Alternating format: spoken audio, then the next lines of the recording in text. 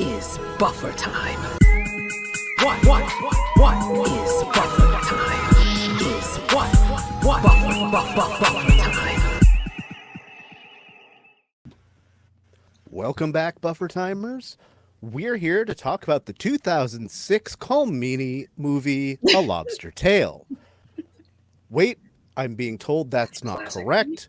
Something called a Space Adventure Hour from Strange New Worlds is what we're here for. But before we get into that, let's go around clockwise and introduce each other. I'm Dustin from Best of Trek, Worst of Trek.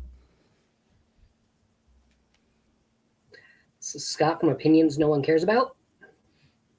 I'm Ren from Ren Rants. My name is Vanessa, and I host a YouTube channel called I Love Bad Star Trek. My name is Peter David. No, I'm Josh, and I'm from Windgrace Project. You're everywhere. That man writes everything. He probably wrote the script of A Lobster Tale. He wrote your autobiography. Hi, Norman. Also, Peter David. Thanks for joining us, Pete. I really appreciate your contributions to Beta Canon of Star Trek. And Gamma Canon and just all the canons. All right, so let's start kind of close to the beginning. Is this the greatest alternate opening credit sequence in Trek history? It's really good. I feel like it's definitely up there. I mean, just off the top of the head without researching it completely, it's probably yes. I mean, the only one that really stands up to it is maybe the Enterprise Mirror two-parter. Or no, was that a two-parter? Yeah, it was a two-parter. Yeah. Yeah. I thought it was awesome. I loved the set as well. I love the costumes. I know that it's a bit of a cliche to be like, I wish this was a spinoff, but there is kind of a part of me that is like, I wish we had like a TOS parody spinoff. I know that you're not a huge fan of that era of Trek, but I'm for it. No, I kind of. I actually like this shot right here, like the exterior. Mm-hmm. I actually like the shot of the exterior of the ship. I like that the ship's multicolored instead of uniform gray. Yeah, that's cool. There was also it had a flat little like Voyager-y look to it that always makes me smile. Yeah. I like the puppet work of the woman doing the sort of alien enemy or whatever. Mm-hmm. That was really fun because in TOS they did a lot of puppet work as well. This one's a bit more obvious because you can see the like handles, whereas in like the Man Trap they had like a hand puppet, but it was like covered in stuff. So yeah, I thought that was neat. We have puppets coming next season, so it's all full circle. Oh, it's foreshadowing. True. I was wondering if this specific race was supposed to call back to the Telosians from The Cage. Because minus the big eyes, it's kind of the same. I was thinking like it was supposed to be a take on Baylock or what would that? That's what I was thinking. Yeah, that too. This thing's a puppet.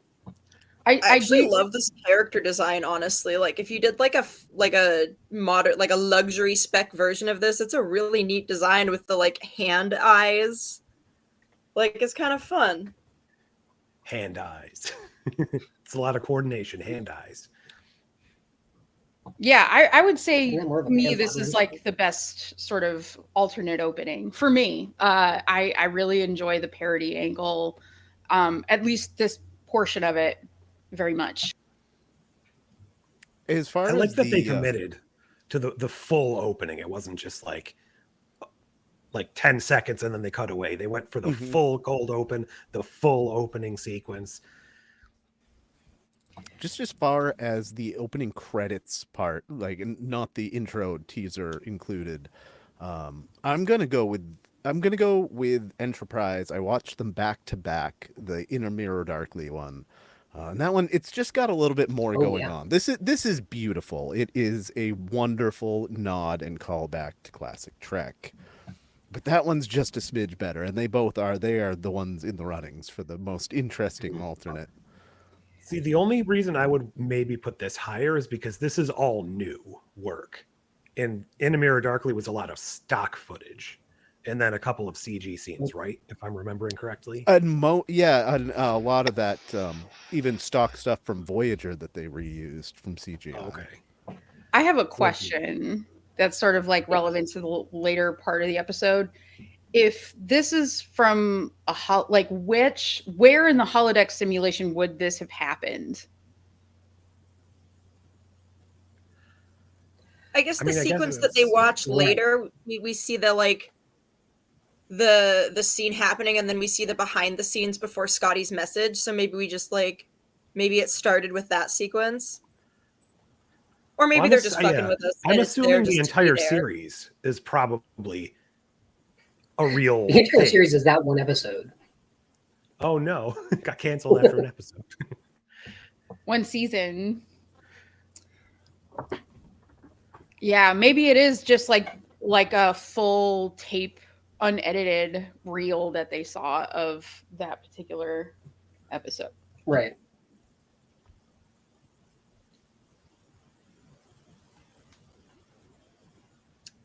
I want La'an's fedora so bad. She's like making fedoras cool again. It's like Carmen Sandiego, very much. I was thinking the Agent Carter show when she had the hat for the first episode. That's a good hat. That is a good hat.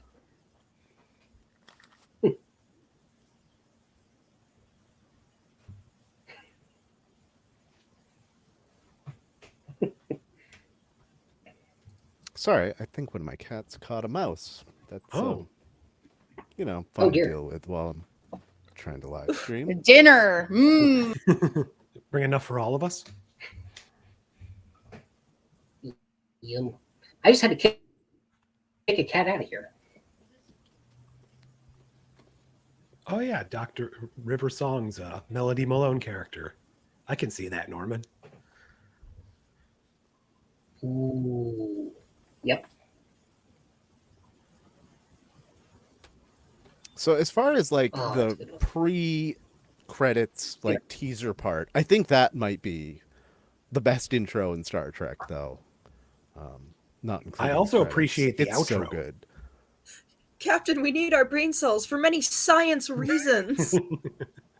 It's kind of giving like Spock's brain, which is an interesting reference to make. Mm-hmm. Speaking of Spock-related references, I do like the Arthur Conan Doyle reference, being a callback to his previous allusion to. No, you don't like it? Nope. I think it's going to funny. make a lot of people angry. Well, when I first saw it, I was a kid, so I just figured he was saying he was descended from Sherlock Holmes. I'm like, okay, so one fictional character is descended from another. That makes sense. But no, they had to clarify it 30-odd years later for no reason. I mean, it made sense because this was technically Spock was playing the Moriarty version of what happened in Ship in a Bottle.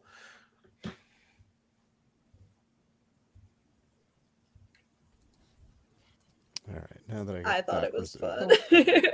I like it, but there is a very fervent group out there, Scott included apparently, that have been very pushing the idea that it was actually Sherlock Holmes that he was related to, not the author. And the world just got a little less. Yeah, fancy. and I admit Well, yeah, but I mean, TNG kind of already ruined that because Sherlock is a fictional character in TNG. That's in fair. Elementary Dear Data. They said give us the Arthur Conan Doyle or give us a Holmesian mystery that sounds fictional. Yeah, immediately on first watch of this one, I was like, when she called up her parameters, I was like, you want Moriarty? I think this is how you get Moriarty. Yeah. So as far as the proto holodeck, does it work within canon, and does it hurt the episode even if it does?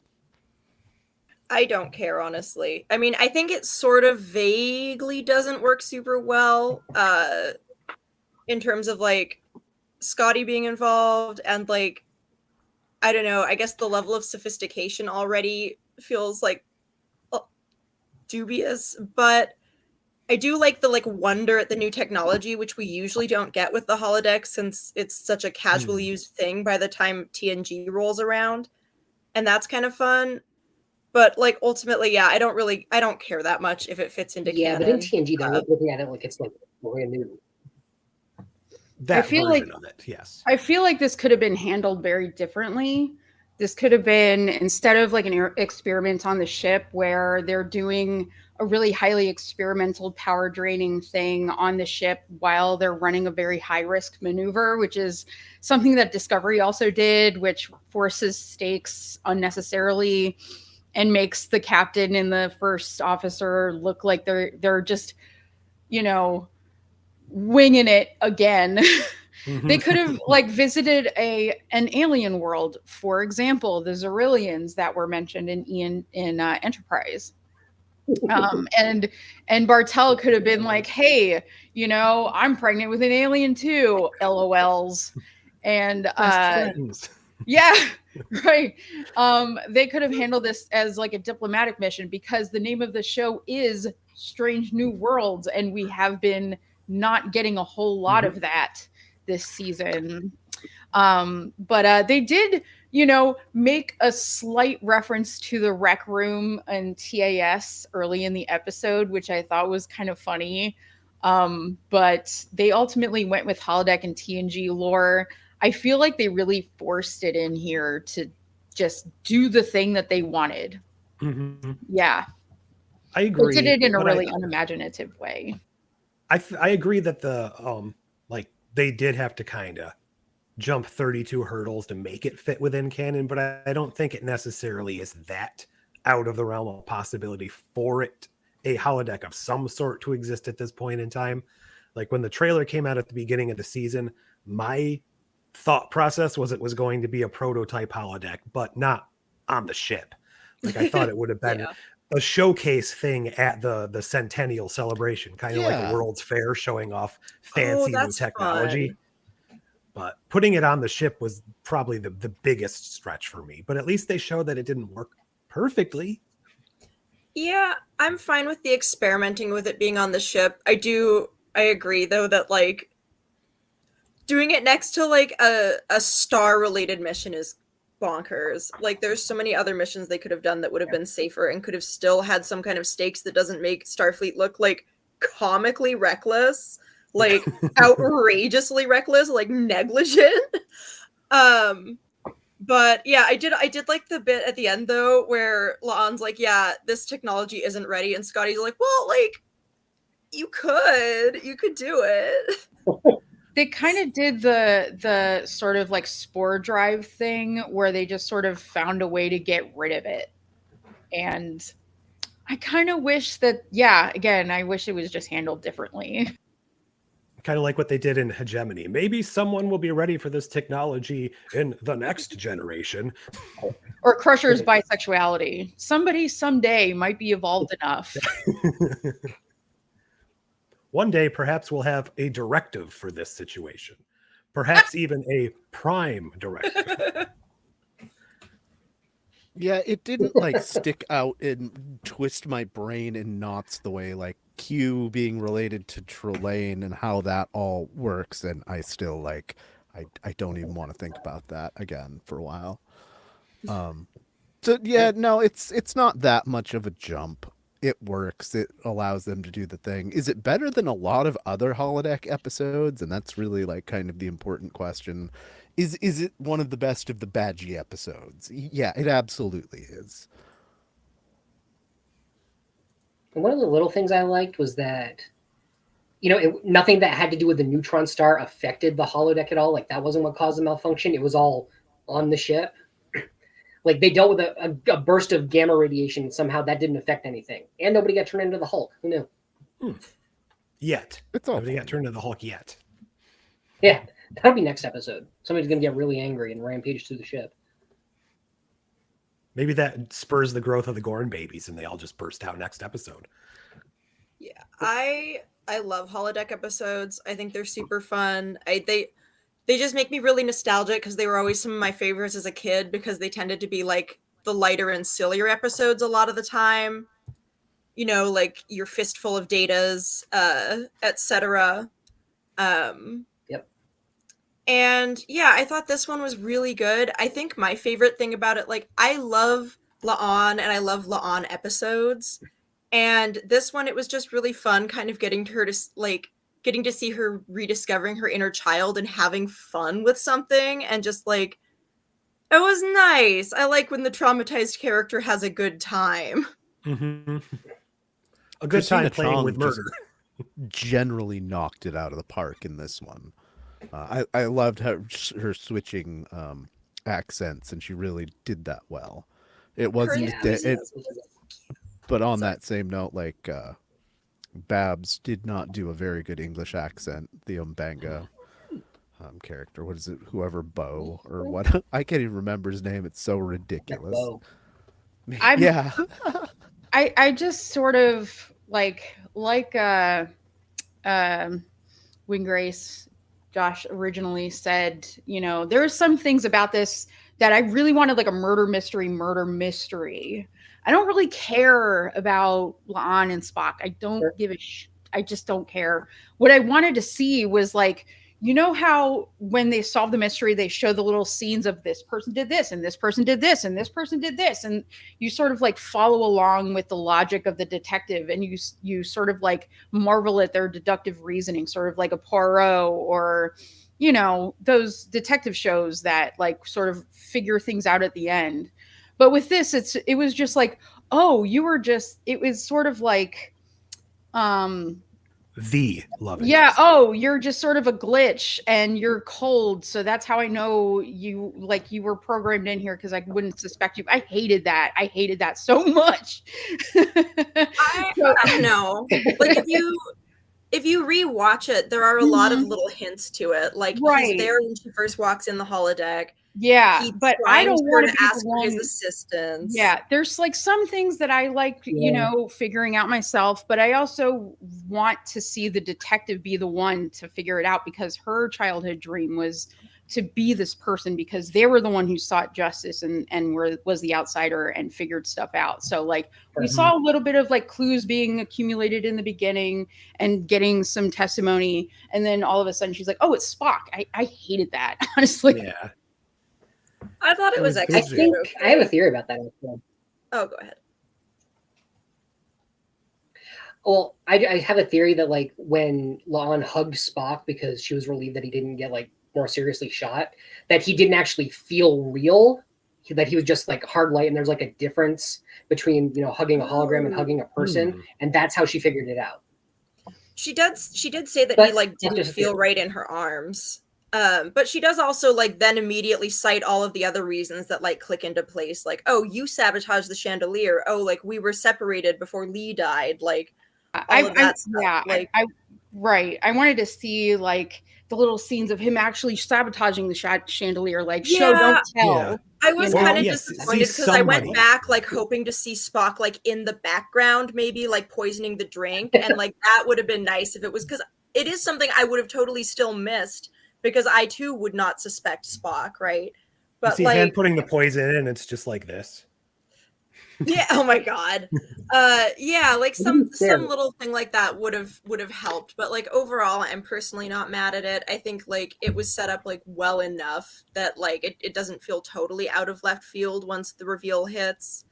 And I do think it's like the premise of it's just really fun, the idea that like it created the mystery like with this extra added element, like knowing that she would have no idea, like it was crafty. It makes the computer seem a little bit crafty. Mm-hmm. I like, yeah, I agree with Elisa. Yeah, as Riker, is he going for Riker's record? You know, well, I feel like we don't Riker necessarily didn't know. have like this level of like relationships per season and general messiness. Like that is the one thing I didn't like about this episode. Like I already don't really want to see Spock in a relationship like pretty much ever again. But like if they have to do it, like at least wait a season or like do it in the last season or something. Like it feels like emotional whiplash. Like we had literally like one single buffer episode between him like pining for Chapel and like now apparently pining for La'an. And like And punching her boyfriend and punching her Too much, boyfriend. too fast. Yeah, the like the chemistry is there between them. Like I see why they did that on paper, but like, oh my god, it's just frustrating, and it makes all of his relationships feel like cheap nonsense. Like I don't believe Spock cared about any of these women. He moved on in like 5 minutes for all of them. And we know there's at least another one coming up canonically before TOS. Yeah. In general, though, Oh, we do yeah. know that at some point it's going to slow down for Spock because other than the chick in this side of paradise, he really doesn't have any. And T'Pring kind of doesn't count at this point. He doesn't have any love interests. He has Really. the one that Uhura gets has a stuck crush back on in time. him. Yeah, Uhura has a crush on him, but that's it. I'm terrified they're gonna like kill La'an, and that's why he's never gonna date again. And if they do that, I'm gonna be like furious because I absolutely hate the trope of like the traumatized character like gets to be happy for 5 minutes and then gets killed, and I'm so scared that's what they're gonna do. I would hate that, but that would work. That would make a lot of sense because Spock is going from like clearly he's just trying on his human side here for a few years, but something is going to happen between now and the beginning of TOS that makes him just My issue with it But is I expect it now because this happened. like my issue with it is that like it seems like the only reason for her to heal was to be with Spock. Like they were just dancing and they just had the chemistry and they're just together. It was just like bam, bam, bam within, a couple episodes. And that's like seems really fast. Yeah. Fair. I just want her to have a little fun by herself. Like, no relationship, just like explore herself. Like, now that she's no longer like, because when you're weighed down with like that kind of trauma for that long, and you have that kind of breakthrough where you're able to finally like process a big part of it and like move on a little bit, like you don't know who you are anymore because that trauma's been such like a fundamental part of your identity for so long that like you go through this like whole process of like relearning like who you are as a person, and like that's what I want to see La'an explore, not yet another girlfriend for Spock. Ooh. Well, she moved through her trauma of Khan through dead Mirror Kirk, and now she's moving through a trauma of Gorn with real Spock. So I mean, she's not living her life for herself either of these times. That's true. And like I would be fine seeing La'an in a relationship eventually. I just want her to have like a season of being happy and single and doing her own thing. Fully agree. Or her thing is dancing in that one room in 2 episodes with Spock. That's her new character trait. And loosen up the old shoulders. It was a hot dress. It's a hot dress. They look amazing. Like I get it. They look amazing together. They do. Like they look fantastic dancing together. They're both like very hot people. Like I get it. But if they had put them together from the beginning, I wouldn't be mad. But it's just all the things before it. Right. Yeah, exactly. Or if Spock just hadn't had any relationships up to this point, like, and this is him finally like discovering like romance the first time, that'd be fine too. I'd be cool with that. Like her character arc is a bit more of a process. Like it went from hard ass who wouldn't even smile that from trauma to this pretty quickly. Like we didn't really see the process that got there. Like sure we saw a breakthrough, but we didn't really see like coming out of that. Like Kira went from can't be bothered to soft and in a relationship, and that took 7 seasons. And I'm obviously they don't have that long, but like a little bit of process is necessary for that kind of thing. They also did that on Discovery with Michael Burnham between seasons, where it's like she was like off the ship and then she was with her man and doing adventures and then came back as a captain. It was like there was no they did a lot of telling rather than showing. I also hated the Ash Tyler romance. I hated that. That was like my least favorite Discovery storyline. I did not like it. I did not ship it. Oh. So one of the big things that's been bantered around in different corners of the internet, including our chat, in making this an allegory to the making of TOS, are some of the characters and their actions too on the nose?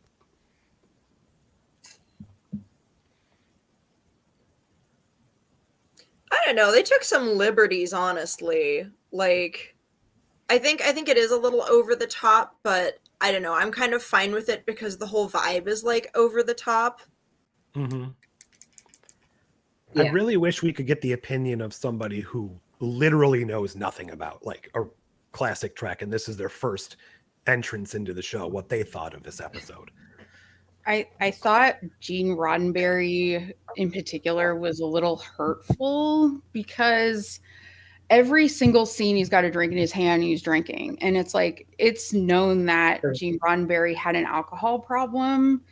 And, Deborah Wilson did an impression of Whitney Houston high on cocaine. And everybody thought that was funny, but it's also like not the most respectful thing. And it's like, I don't know. I've lived with an alcoholic. It's really not hilarious. It's not really something that you would focus on for comedic effect. It's the diction. He's known for his diction. Yeah, that makes sense. Yeah, specifically, I've seen.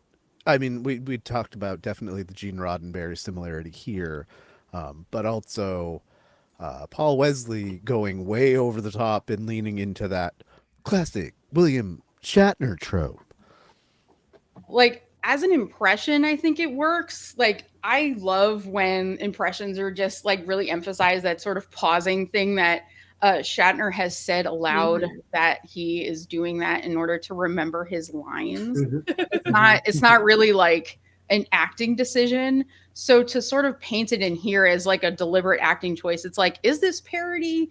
Is this a reflection of, is this like meant to be an homage? I don't know, but I don't know if it really works as like like if they're trying to like emulate Shatner, like sure, he's, probably not easy to work with, it seems, and egomaniacal and chauvinist and stuff, but I don't know, like the acting thing to focus on, I don't know, I thought it was weird.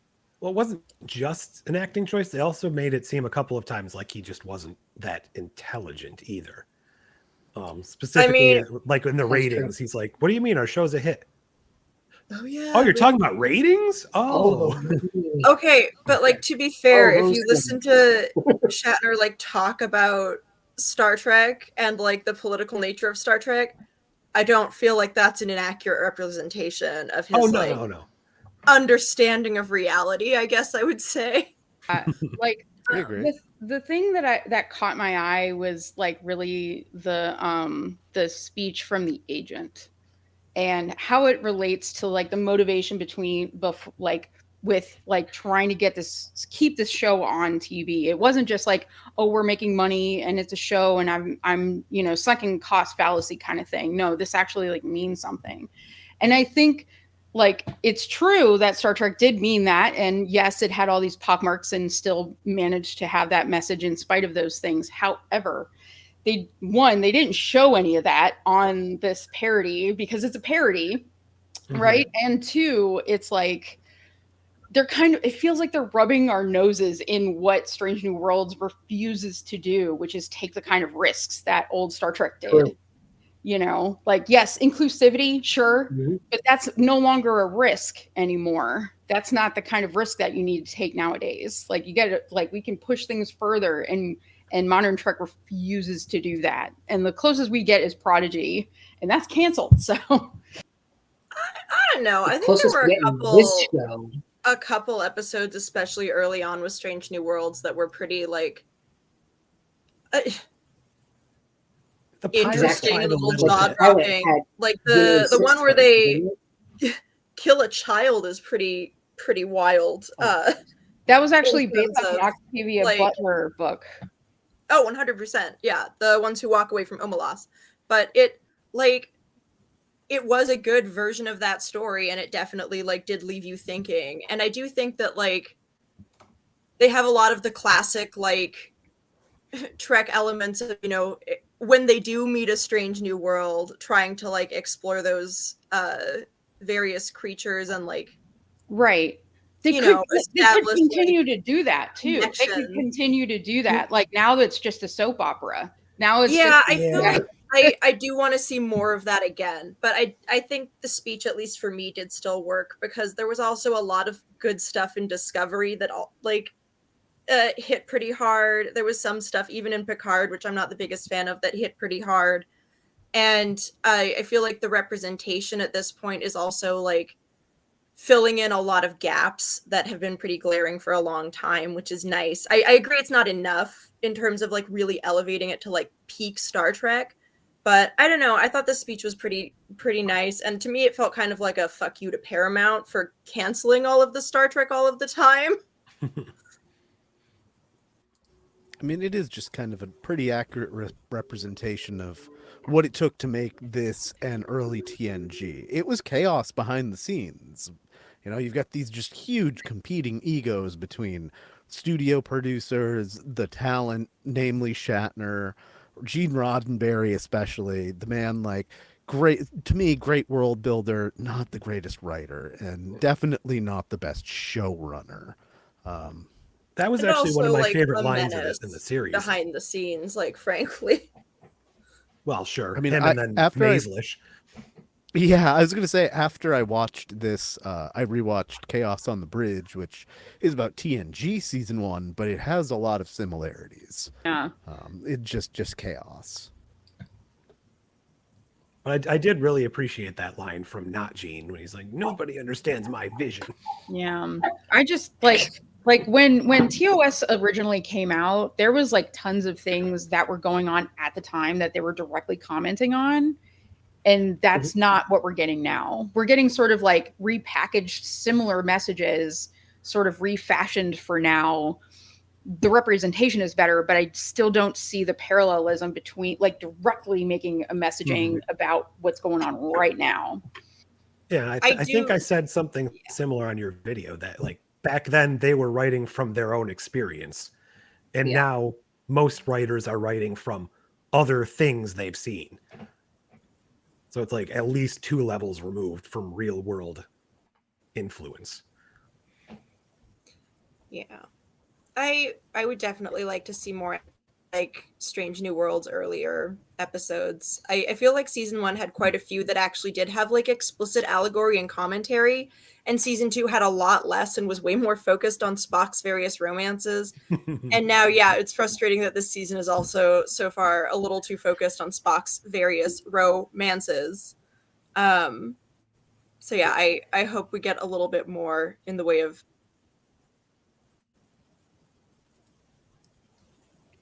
Spock romances and Gorn eggs inside Batel as the Gorn turn. Who will probably also die. And they all conclude in the epic season finale. As the strange world turns. Yeah, I hadn't really thought about it, but like you guys are absolutely right. It's Star Trek is turning into a soap opera. It's a pretty good soap opera. It's still a pretty good soap opera, but when you call your show Strange New Worlds, we need to go to some fucking Strange New Worlds every once in a while. At least one a season would be nice. I like sci-fi with soapy elements, but like, I would like it to be sci-fi with soapy elements, not soap with sci-fi elements. Like that's what they used to levy against DS9, if you can believe it, where it's like there was a lot of relationship material. And I think that's a good analogy because God, like DS9, one of the most like message heavy shows in the Trek canon, and people were hooking up all over the place, you know, but I guess they also had almost 30 episodes to explore that stuff. But at the same time, it's like with 10, you have to sort of figure out a balance. But there's also very few episodes in DS9 that are explicitly just about the relationship.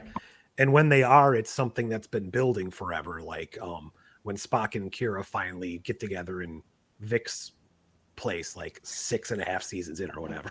Odo, not Spock. Sorry. Just wait. Next week, it's gonna be Spock time traveling and hooking up with Kira. Spock is like the Enterprise crew is 203 people. That's not nearly enough for my appetite. I got to go to the future. I got to go to the past. I got to go to the Mirrorverse. Ooh, Spock and Mirror Spock. There you go. Okay, I would like to see. I'm sorry, I ship that. Sure. I might be wrong, but didn't the TOS Enterprise have like more like 400 crew as standard? So I was kind of surprised by that number when she's like 200. It's like, really? That's it? It's like half the number you're going to need in a couple of years? For real? I like that she's like, these aren't just In what human looks like a lives; these are small Starfleet's finest. And it's like, Yeah. okay, Una, what the hell? Where are they? Well, yeah, that crew compliment also annoyed me because it's also about the same amount of colonists they instantaneously transported through the shields a couple episodes ago. Oh, So they can beam the entire crew of the Enterprise in one fell swoop if they wanted to. I just guess wanted they to have lots of see. spare room.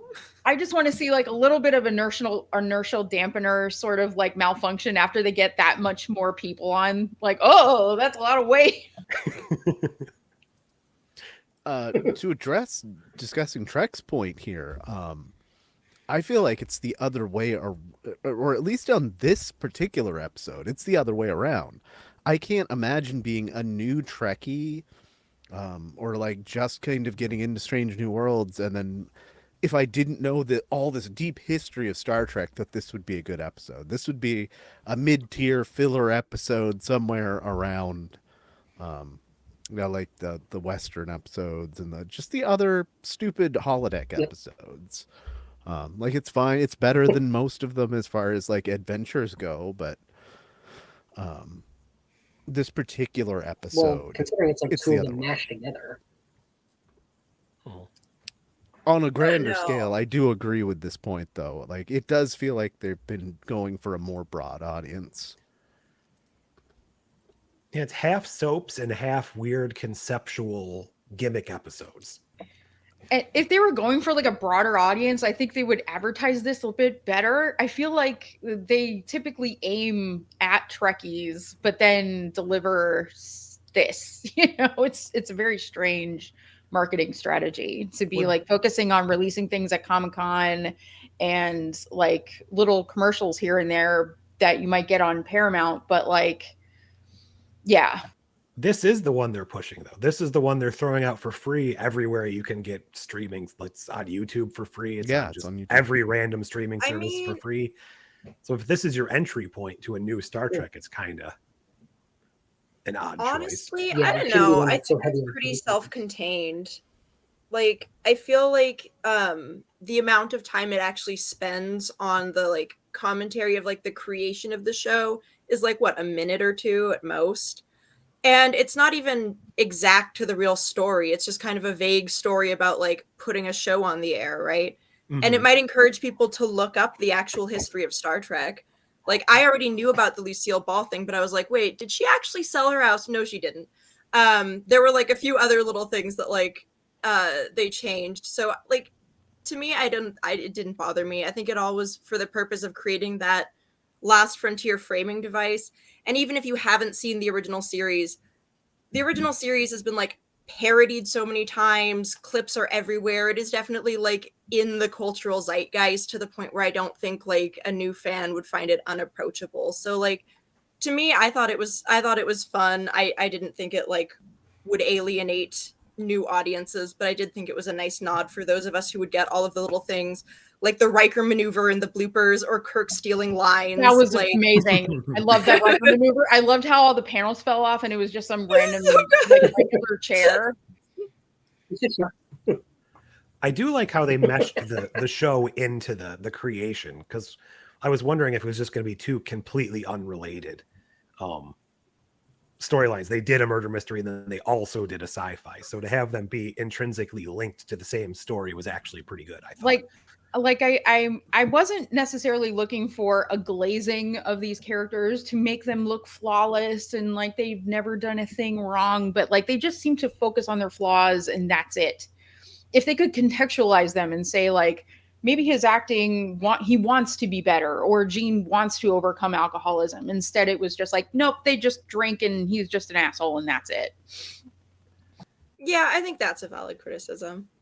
I do think there is kind of a disjointed vibe between like the clips we get of the Final Frontier and the like Star Trek speech. Like once you point that out, that is a little bit glaring. But yeah, like the example you would pull is not Spock's brain to demonstrate TOS's greatness. You know, fair.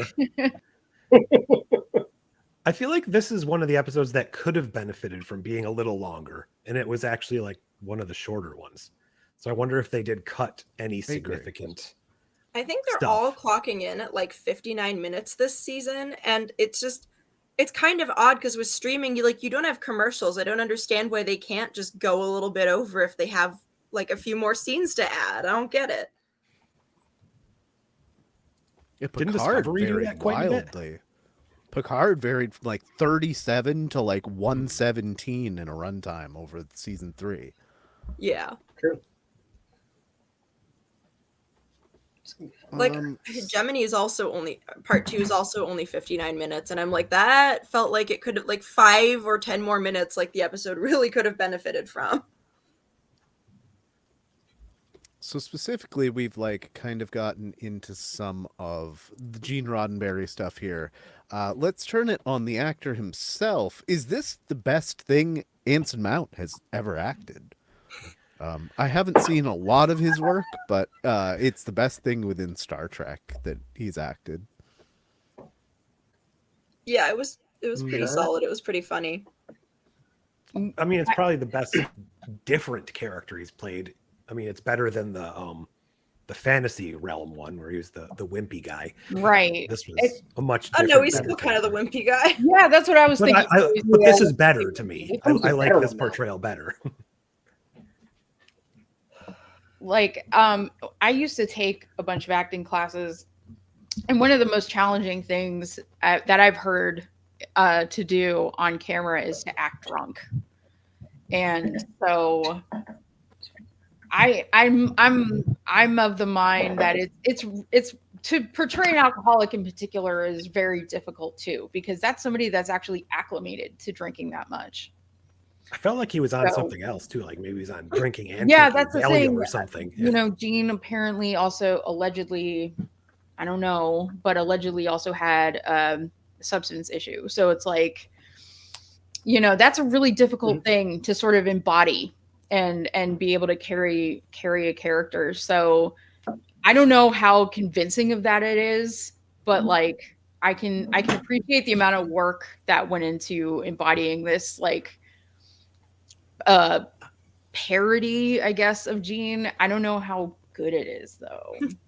Yeah. It's easier to stomach than him being noble and heroic. So that's true. That's true. Yeah. Zionists can't really give them their flowers, but I can appreciate the work that went into it. Yeah, exactly. I'm like, this is decent acting. And also, I'm glad that I get to hate you within the narrative a little bit. That's nice. I enjoy that.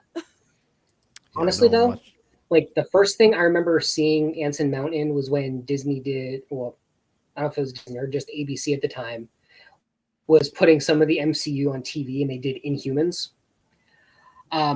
And he's literally like the star of the show in that one, playing the leader of the Inhumans, Black Bolt, if you know, is a character who doesn't speak because his voice is destructive. And yeah, he actually appealed to me there, and he didn't talk. Maybe it was a sign.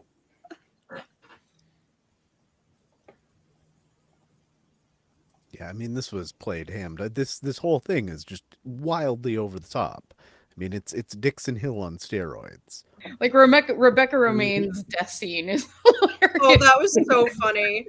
Oh, imagine when she said she needed help, and they just trotted out like 98-year-old Patrick Stewart as Dixon Hill as her apprentice or whatever. I just want to like sidekick. give a Oh God, shout that out. would have been awesome. I just want to give a shout out to whoever the makeup artist is, because everybody looks amazing. Rebecca's makeup looks great. Laon's makeup looks great. They slayed it. I think honestly the outfits like were one of my favorite parts of the episode. They all look fantastic. Yeah. The hair, like, it's so good. It just suits blonde just suits her a little better to me. I don't know. So here's kind of a big question. How does this week's episode compare to DS9's Far Beyond the Stars, or maybe Armand Bashir? I mean, it's definitely no Far Beyond the Stars as far as what it's trying to accomplish, or even I think the other actors getting involved. I guess that's where the parallel ends, is with Far Beyond the Stars, is that it features the other actors. And I think that's about And it's not really a holodeck episode. in Far Beyond the Stars. I think it's author tier from Voyager. I picked Far Beyond the Stars because it gives the main cast a chance to do something completely different. Fair. It's also like a bigger transformation in Far Beyond the Stars because everybody's in really heavy makeup, especially Quark and Odo. So to see them out of it is like, oh God, is a human being in there. Well, and they're also in Far Beyond the Stars playing like pastiches Snyder, is that you? Actual people. The allegory that's drawn in Far Beyond the Stars, you know, to speak nothing of the writing and directing being done by, God, I keep forgetting his freaking name. The gentleman who plays Cisco. Avery Brooks. Thank you. I'm forgetting his name. Anyway, the racial overtones of that are shown. the meaning of sci-fi to somebody who is marginalized is shown explicitly in many ways throughout that episode, and it builds up to, you know, the pulping of the story. And so it, you know, you could draw a parallel between the canceling of this show and the pulping of that, but the impact is obviously very different. You know, Avery Brooks's character has a complete breakdown because it's like, all I want to do is write a story and I can't, because it features me. I can't make me visible versus like, oh, we're telling a story that means something. And in the show that they're talking about, the Frontier show, you don't really see the representation that they're talking about, do you? It's just 3 white people. Ortegas, I don't think, is white, is she? And plus, Benny Russell came back. No, you're right. You're right. Yes. Well, yes. back then, like, it was white and everyone else was just ethnic, some sort of ethnic. Yeah. Right. I do think it's wild that they set the episode, or they set the like holodeck setting in 1969, and the like nothing like civil rights related comes up at all. That's kind of exactly like definitely feels like a missed opportunity given the like messaging of the episode about the impact of the show. I think the closest we had was a lady can't be a first officer or something. That's what I was thinking too. Is like they're collaborating to, but like they're just sort of like, yeah, Captain, that's right, you know. Like well, the lady can't be a first officer thing was like a reaction to the feedback for the pilot for the Cage having Una as the first officer. So like that makes sense to include. I just think like, yeah, it's weird that they mostly just included the like not aspirational parts of Star Trek and then talked about the aspirational parts of Star Trek. A woman can't be first officer, but she can show her butt cheeks just by wearing an outfit. Aspirational. Have a proper dress. I mean, look at every female outfit on the original series, and they all had just weird straps covering nothing. But well, the other thing with that though is, so she talks about like how her hemline gets higher each episode, but actually, my understanding is the reason they had the skirt uniforms was because the actress who played Rand specifically asked to show off her dancer's legs and had to fight for such short skirts on TV. It's also like the hemline has been an area of political discourse since women were wearing clothes. You know, you couldn't show your ankles for the longest time. You couldn't show your knees for the longest time. If you wore a bathing suit that didn't cover enough skin, you would get a ticket. It's just ridiculous. So like showing a skirt that was short like was a liberating thing. At the same time, there is an objectifying male gazy aspect to it that in hindsight we can appreciate, but it's like, you know, women being able to show off their legs was like a big deal. Yeah, it just always irks me because I see that reframed all the time in like discourse about like, you know, problematic elements about TOS, and I'm like, there are tons of problematic elements, there's tons of problematic costuming, but that one example is literally like the opposite. It's the opposite.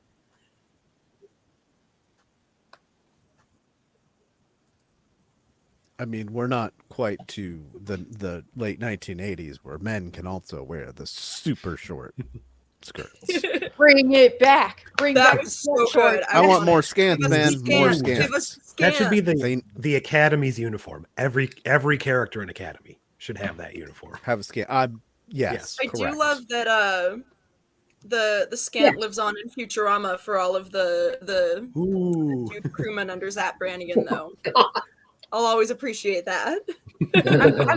Does the Orville have any scants? Because I know that dude is a huge Star Trek fan. So I don't think so. I think everyone wears pants in that. Like pull up on the top from the top of my head, but yeah, they got like full uniforms. No, isn't I might be wrong, but I thought the women had a choice of an alternate skirt uniform. I know Claire has a different uniform, but that's like a doctor's coat thing, I think. I don't remember. Yeah, hers is more like lab coat. Yes. Medical green. But I want men in scants. It's necessary. It's a vibe. It is. So men in scants and Riker's half nipple showing top. That's the uniform. Yeah, give us the deep V and the scants. Bring back the chest hair. We explored far beyond the stars, but what about our man Bashir? That a little more closely comes to it because it's an actual holodeck episode, but well, and they're also doing the same thing. They're using the physical transporter patterns, but not the actual people. Avery Brooks is super hammy in that episode too, as the villain. He's great. I loved it. Yep. I think it's closer as far as I don't think our man Bashir really trying to tell any sort of deep story aside from the Garrick Bashir relationship. No, this one's trying to tell He was trying to tell a James Bond story without getting sued. It was basically a gooning program, disguised as a Bond story. And then Garrick came in and cock-blocked him. And then he's like, oh, I have to do the story now. Okay. I think at the end, Garrick says something like, next time let's do our next date here with this, big hidden bed. Ow. I like it so bad, aren't I? So as we start to wrap up here in our last 8 minutes, Vanessa had a great question, which we kind of just touched on. What is this episode's message? And that's, for me, The Last Frontier, space, an 84-month journey. I think there's some messaging about like the enduring legacy of Star Trek, but also like the power and value of art generally and how it can impact people. Because there is also that subplot where La'an talks about how much she loved Amelia Moon and how it was given to her right after she was rescued from the Gorn and how she became obsessed with it. And then she talks about how like she read it and loved it so much as a kid and she's so excited to get to play her now. And then, when she's like listening to Uhura's speech, like at first she's kind of skeptical about it. And she's like, really, all that from Space Adventures? And Uhura's like, what, you've never connected to a piece of art like that? You've never felt that like art can heal you and change you and make an impact on you? And she seems kind of like taken aback, like reconsidering that. And then we also get that bit from like Mbenga where he talks about like the sincerity with which like Una's character, cared about creating The Last Frontier and like art generally. And like I felt like that was probably the strongest theme in the episode. So to me it felt kind of directly responsive to like the whole like AI thing and the depersonalization of art and like the corporatization of art and how much it's like taking away what makes art so special. But it's not like an explicit allegory or anything. It just to me feels kind of responsive to that because there's so many people that I've seen like when in discussions about like AI or when talking about like the writers' strikes, which I'm sure also influenced this, we're basically like, what do we need writers for? Like, art's not that important. Like, it's not that valuable. It's not that deep. It's not that big a deal. And it's like, I don't know, try living your life with zero art. It's fucking miserable. It's hard for me to parse because I would rather just have a story with that message. I would rather have like the art with that impact rather than art that talks about the art that has the impact, it's sort of like this eternal return, turtles all the way down kind of thing. But I did like, I thought the only actual message, and it's like really tacked on at the very end, which is when Scotty and Una are talking and Una says, you don't need to be all alone if you need help. You have a whole ship of people that apparently just weren't available. Why he's in engineering all by himself in the first place, I don't know. But like, yeah, it was hard for me to Kelly parse. is on shore leave. Yeah. Well, she deserves it. She's done a lot this season. Right. Again. Is she the only other engineer on the ship at all out of 203 people, though? Una was like, do you need a second pair of eyes? And he's like, no, I'm good. I don't need more eyes. They can be detrimental. Like, yeah, it was a real stretch. That was another stretchy Armstrong thing. And then, like, I think the message to me is like similar to the Discovery episode where they were testing the mini DMA model while they were running a really dangerous mission on Discovery. Don't do two dangerous things on the ship at once. It's really stupid. Stop it. Well, to be fair, every single time they found weird, dangerous alien technology in TNG, they just put it by the warp core to see what happens. Oh, Voyager 2, they love to take that shit directly to engineering. Yeah, like the one where Data turns into a bunch of people, different people, and they're like, oh my God, it's like messing with the computer. Yeah, masks, thank you. Some people, a lot of people, I've seen people say that A Fistful of Data is his best acting range in TNG, and I think it's masks. I actually kind of hate A Fistful of Data. I guess A Fistful of Data, he has more I feel costumes. like Masks is like honestly an underrated episode. I feel like it doesn't get talked about enough. Yes, it's interesting. It's definitely interesting. It's different. It's a tour de force, a really forced tour de force for Brent Spiner because he was like just after doing yet another data focused episode. They're like, here's a script and you're playing everybody. Good luck. And I just feel like under pressure he works well. Was the story good? No, I agree. Yeah.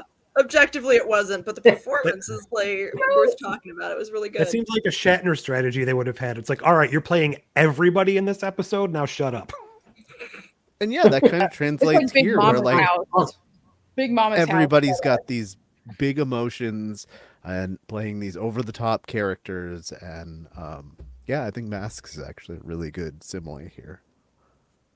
I do think one of the like wild things about Scotty's subplot is it makes his like CO look like kind of incompetent and also vaguely responsible maybe for their ship being destroyed.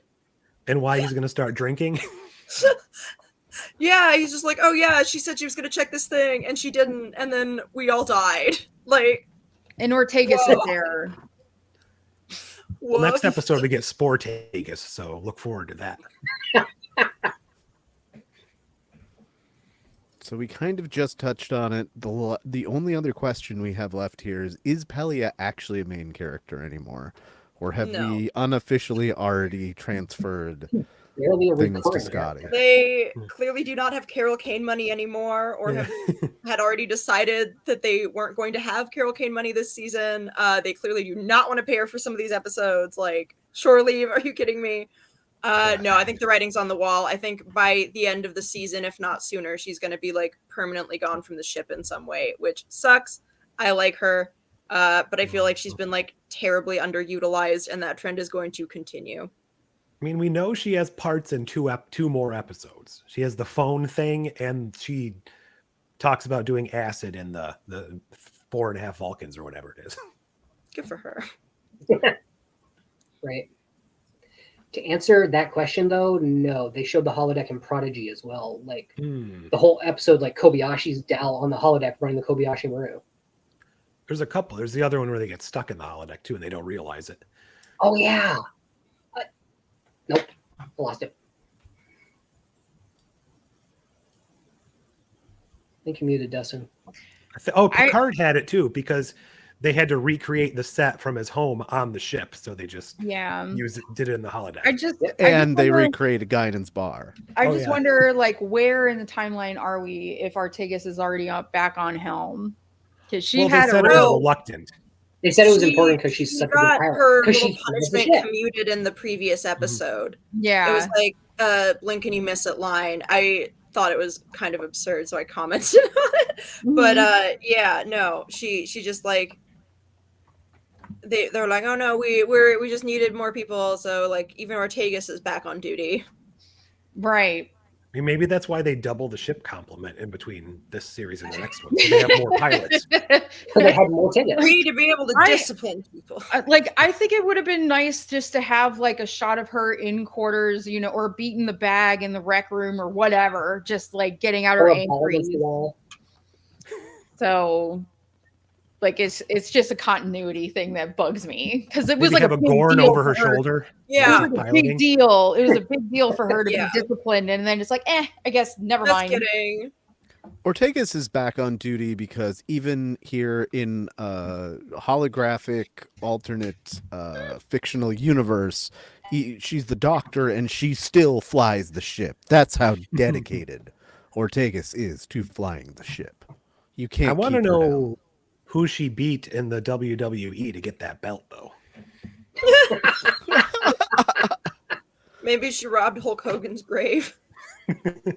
All right. We all should, and then pee on it. I'm not sorry. Hell yeah, All right. brother! We've done an Fly hour. the ship, brother. Oh, it hurts. But I got to cut everybody off because we've been here an hour, which if you've been here for a while, you know that means we're going to do out of 10s. The first watch I had on this, I had some rose-colored glasses. I was going to give it a 9 out of 10. On second watch, I'm still going to give it an 8 out of 10. I like this one a lot, but after I looked at it versus my ranking scale again, it's like I love the Enterprise episode Carbon Creek. But even that, objectively, I have it like number 160 out of like 900 Trek episodes. So this one's just one worse than that. And then, so it gets an 8. I think it loses a full point for not being quite as accessible as it could. I know, Ren, you had like said that, yeah, you can watch this for the mystery and it's fine if you're not like a super Trekkie. But at least from where I sit, if you don't know all the history, you're like missing a huge piece of the episode that you'll have to go on a search to really understand the full weight of it. So it loses a point there. And just for some other random campiness, but I like this one an awful lot. This is the best episode of the season so far. I had a lot of fun with it. It's the first time I've actually liked Paul Wesley doing anything even Kirk related.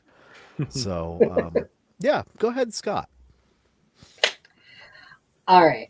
The first thing I will say about this episode is their set and costume design are on point. You cannot take that away from this episode. Love this so much. Wow, Norman. But anyway, I love the murder mystery aspect. I honestly don't care that they took two pretty notable holodeck episode plots, you know, from The Big Goodbye and Elementary Dear Data and kind of mashed them up, because in the end, it kind of works. I love the twist with Spock that I literally did not see coming. Always good when you have a murder mystery and you don't see it coming.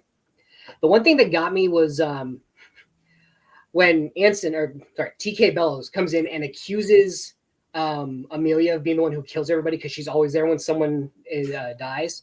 I'm like, oh, really? You're going the Jessica Fletcher route? Is that what you're doing? And yes, I do have her as a pop doll.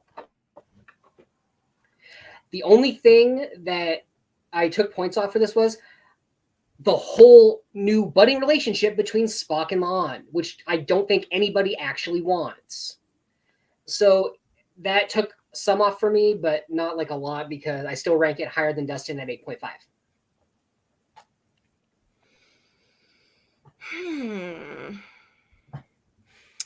Yeah, I feel like I'm in the same boat. I also would rate this one an 8.5. I kind of did have the same initial reaction on my first watch where like, oh my gosh, this is amazing. Like, and I probably would have ranked it higher, but on rewatch, and especially after having this conversation with y'all, there are definitely like some problems. It's not a 9 or 10, but it's, you know, it's a bit above an 8. Yeah, I love the setting. I love the costumes. I love the fake set for the Last Frontier show. I liked all of the little jokes and references. I also liked the Spock twist and thought it was well executed. And on rewatch, I do kind of like that, where you watch a murder mystery and you don't get it the first time, and then you rewatch it and then you see all the little clues you missed. So that was kind of fun.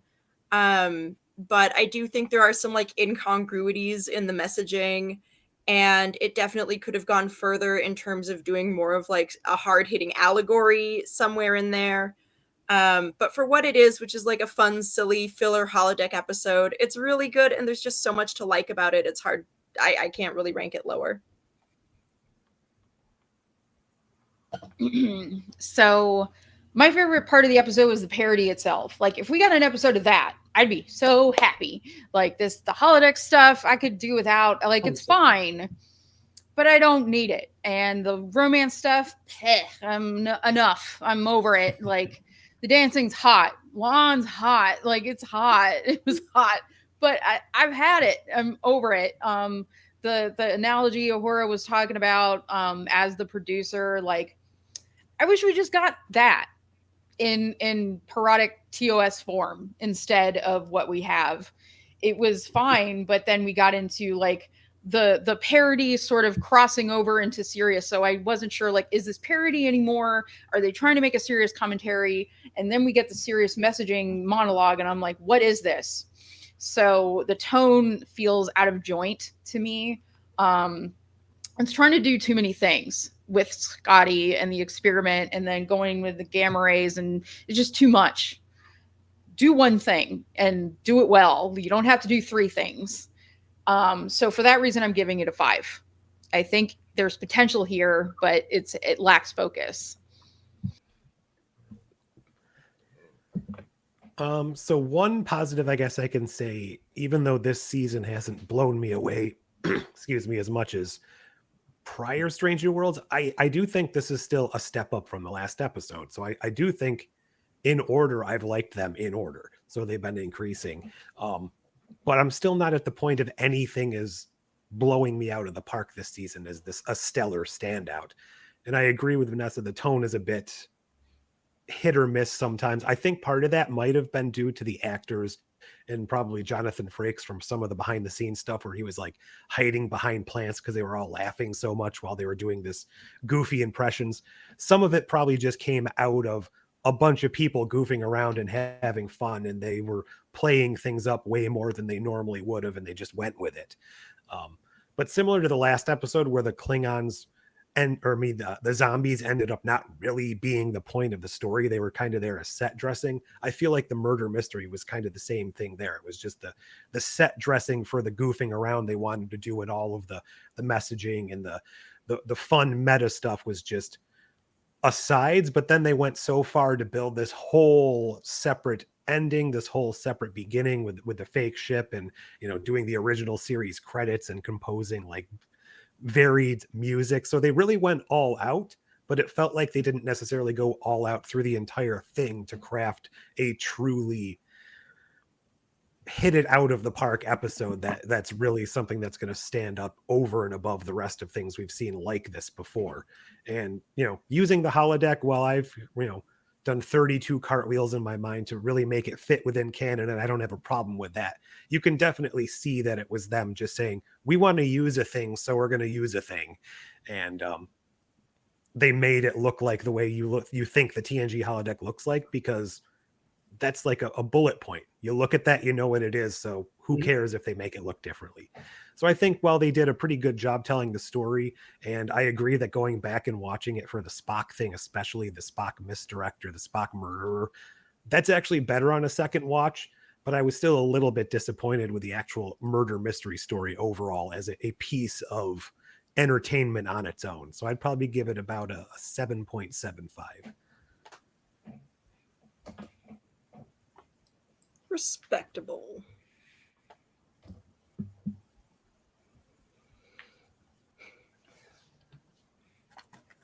Should have given my score up front so you could have done math easier.